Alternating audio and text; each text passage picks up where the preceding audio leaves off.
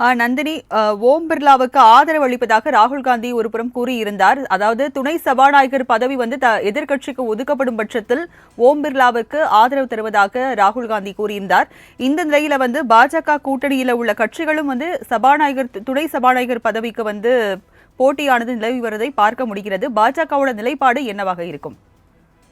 நிச்சயமாக பாஜகவை பொறுத்தவரையில் ஓம் பிர்லாவை 18வது நாடாளுமன்றத்திற்கான சபாநாயகராக தேர்வு செய்ய வேண்டும் எனவும் அதற்கான பணிகளை தான் பாஜக மேற்கொண்டு வருகிறது.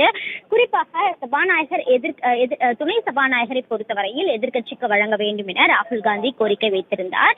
இந்த நிலையில் தான் ஓம் பிர்லா மனு தாக்கல் செய்திருக்கிறார். அதே போன்று காங்கிரஸ் மூத்த உறுப்பினர் கொடிகுனில் சுரேஷும் இந்தியா கூட்டணி சபாநாயகர் வேட்பாளராக வேட்புமனுவை தாக்கல் செய்திருக்கிறார். கேரளாவை சார்ந்த கொடிகுனில் சுரேஷை பொறுத்தவரையில் மக்களவை சபாநாயகர் பதவிக்கு மனு தாக்கல் செய்திருக்கிறார். மக்களவை உறுப்பினராக அதிக முறை காங்கிரஸ் சார்பில் வெற்றி பெற்றவர் இவர். மக்களவை சபாநாயகர் தேர்தல் நாளை நடைபெற உள்ள நிலையில் மக்களவைக்கு அதிக முறை தேர்ந்தெடுக்கப்பட்ட மூத்த உறுப்பினர் கொடிகுனில் சுரேஷ் இன்று வேட்புமனுவை தாக்கல் செய்திருக்கிறார். இந்த நிலையில் தான் பாஜகவை பொறுத்தவரையில் பார்த்தோம் என்றால் ஓம் பிர்லாவை சபாநாயகர் ஆக்க வேண்டும் என்ற முயற்சியில் ஈடுபட்டு வருகிறார்கள். அதன்படி எதிர்க்கட்சிகளின் ஆதரவையும் அவர்கள் திரட்ட திட்டமிட்டிருப்பதாக தகவல் என்பது வெளியாகியிருக்கிறது. இந்த நிலையில் பார்த்தோம் என்றால் ஓம் பிர்லா மற்றும் கொடிகுனில் சுரேஷ் ஆகியோர் வேட்புமனுவை தாக்கல் செய்திருக்கக்கூடிய நிலையில் நாளை சபாநாயகர் தேர்தல் என்பது மக்களவை சபாநாயகர் தேர்தல் என்பது நாளை நடைபெற இருக்கிறது. எனவே தேர்தலின் போது யார் இறுதியாக தேர்ந்தெடுக்கப்படுகிறார் என்பது குறித்த அதிகாரப்பூர்வ அறிவிப்பு என்பது நாளை வெளியாகும் எனவும் தெரிவிக்கப்பட்டுள்ளது. நந்தினி, மீண்டும் சபாநாயகராக ஓம் பிர்லா தேர்ந்தெடுக்கப்படுவதற்கான வாய்ப்புகள் வந்து அதிகமா இருக்கிறதா வந்து பார்க்கப்படுகிறது. இந்த நிலையில இந்தியா கூட்டணி சார்பாக வந்து கொடிக்குனில் சுரேஷ் வந்து சபாநாயகராக வந்து போட்டியிட மனு தாக்கல் செஞ்சிருக்காரு. அவருடைய பின்னணி குறித்து பதிவு பண்ணுங்க.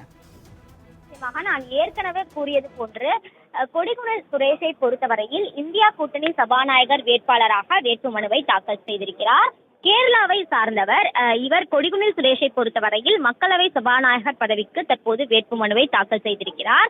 மக்களவை உறுப்பினராக அதிக முறை காங்கிரஸ் சார்பில் வெற்றி பெற்றவர். இந்த நிலையில் தான் நாளை தேர்தல் நடைபெற இருப்பதையொட்டி மக்களவைக்கு அதிக முறை தேர்ந்தெடுக்கப்பட்ட மூத்த உறுப்பினர் என்ற முறையில் கொடிகுனில் சுரேஷும் தற்போது சபாநாயகர் பதவிக்கு வேட்புமனுவை தாக்கல் செய்திருக்கிறார்.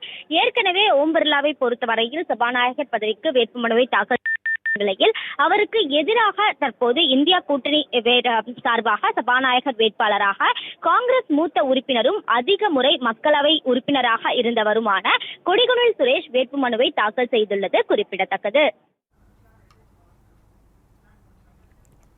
விவரங்களுக்கு நன்றி நந்தினி.